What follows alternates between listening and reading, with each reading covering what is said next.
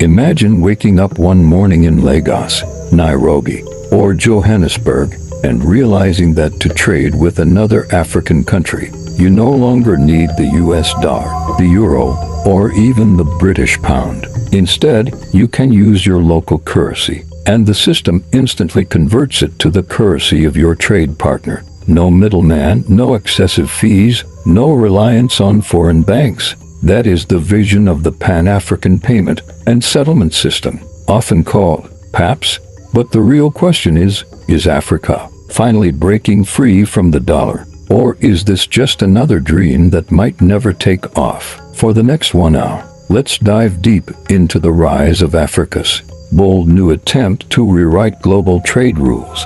To understand the weight of this move, let's step back. For decades, Africa's trade has been trapped in a web of foreign currencies. If a Nigerian company wants to trade with a business in Kenya, the payments usually have to go through the US dollar. This means both sides face double conversion costs, delays that can take days, and exposure to exchange rate swings of currencies that have nothing to do with Africa. The result is billions of dollars lost every year, money that could have fueled African infrastructure, businesses, and communities. And behind it all lies a system that keeps Africa dependent on external currencies and external financial institutions. PAPSS aims to change all that. PAPSS was officially launched by the African Export-Import Bank in collaboration with the African Continental Free Trade Area, or AfTA. Its promise is simple but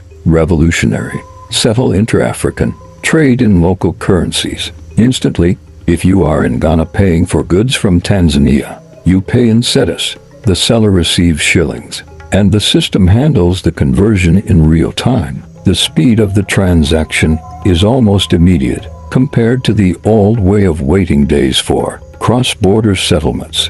This could mean the beginning of a new financial independence for Africa, one that breaks the chains of reliance on the dollar and other foreign currencies. But how does it actually work? PAPSS operates as a central switch, connecting commercial banks, central banks, and payment service providers across Africa. Each participating country's central bank guarantees settlements in local currencies, which removes the risk of not getting paid. Essentially, it builds trust into a system that has long been fragmented. Think of it like Africa building its own financial highway, where every car is a local currency but they all move smoothly because the rules of the road are harmonized. That kind of integration is critical if Africa truly wants to realize the vision of AfCFTA and become a single, powerful trade bloc. Now, let's talk about why this matters beyond just trade efficiency.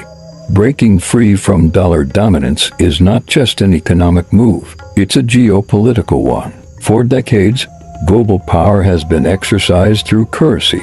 The dollar, in particular, has given the United States unmatched influence over international trade, sanctions, and financial flows. By relying less on the dollar, Africa gains sovereignty in its trade decisions. It means when two African countries do business, they don't need to involve Washington, Brussels, or London. They can act on their own terms. That kind of independence is what many African leaders have dreamed of since independence from colonial rule. Still, the road ahead is full of challenges. The first big hurdle is adoption. PAPSS has been piloted in the West African Monetary Zone, which includes Nigeria, Ghana, Liberia, Sierra Leone, the Gambia, and Guinea. Early results are promising, but scaling this system across all 54 African nations will be a monumental task. Many countries have weak financial infrastructure,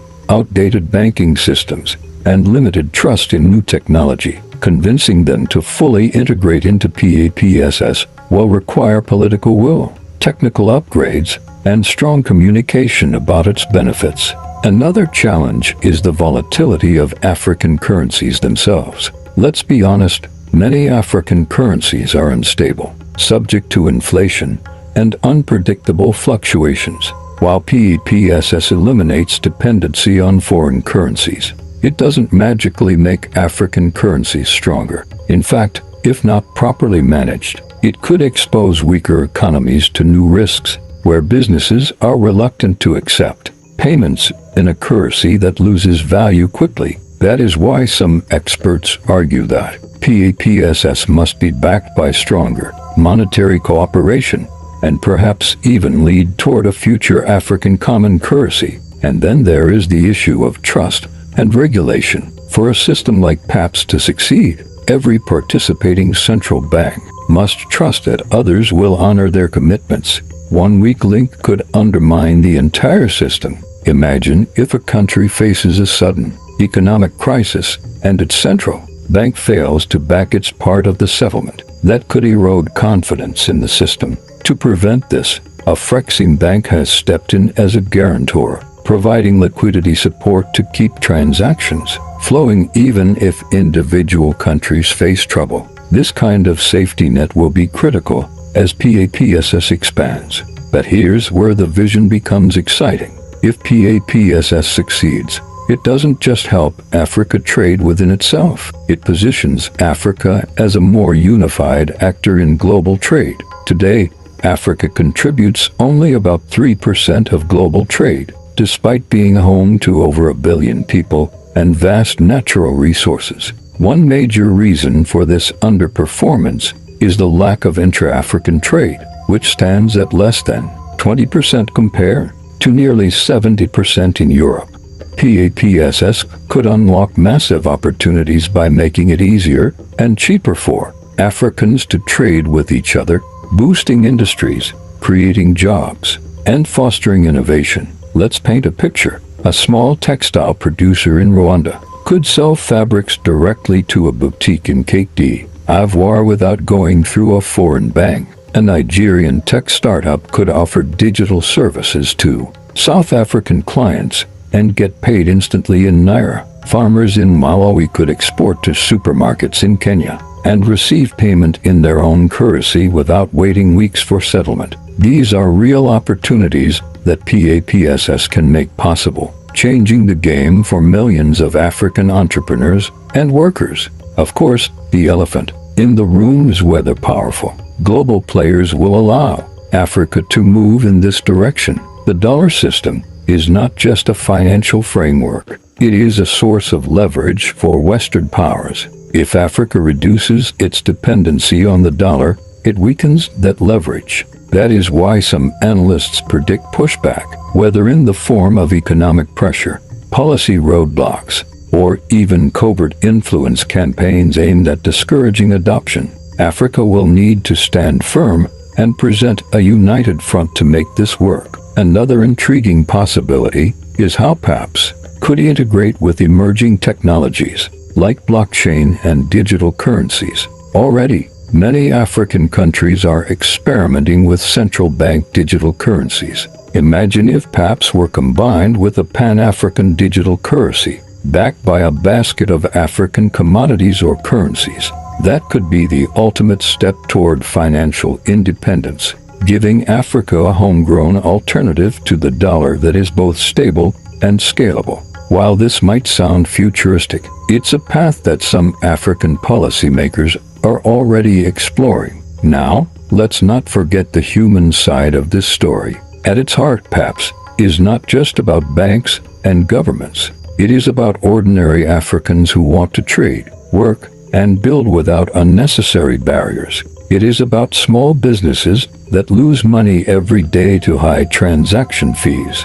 It is about young entrepreneurs who dream of scaling their ideas across borders, but are held back by outdated systems. For them, PAPSS could be the difference between survival and growth. It could be the spark that ignites Africa's next wave of economic transformation. As we move toward the end of this discussion, the key question remains, is Africa truly breaking free from the dollar, or is this just one step in a long journey? The truth is, breaking free from global currency dominance will not happen overnight. It requires not just a payment system, but also stronger governance, stable macroeconomic policies, and greater cooperation among African states. But PAPSS is an important start. It signals intent. It shows that Africa is no longer content to be at the mercy of external financial systems. It is Africa saying, we can build our own way.